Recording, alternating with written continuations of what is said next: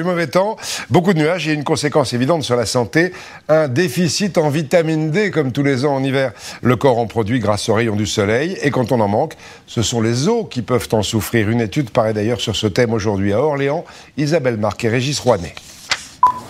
Petit sondage ce matin dans les Halles d'Orléans sur la vitamine D. C'est une vitamine soleil. C'est celle qui permet de fixer le calcium. Et on l'a avec l'exposition au soleil. Dans le soleil, dans le beurre. Le poisson. Ça lutte contre le cancer, le rachitisme, voilà à peu près tout.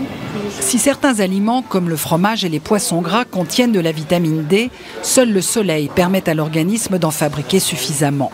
Mais à voir l'ensoleillement en France, surtout l'hiver, on comprend que la majorité des Français ait des carences modérées en vitamine D. Cathy, elle, a découvert qu'elle souffrait d'une grave insuffisance. La nuit, j'avais des douleurs atroces. Et c'est là qu'ils ont découvert que j'avais des vertèbres de fracture. On s'est aperçu qu'il y avait un énorme manque de vitamine D en ce qui me concerne, quoi. Ouais.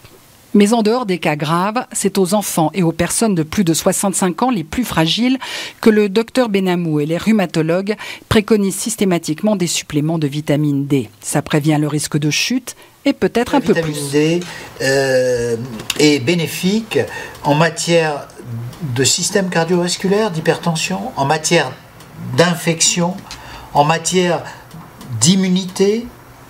Et on a des données qui laissent à penser qu'en matière de cancer, il pourrait y avoir un bénéfice.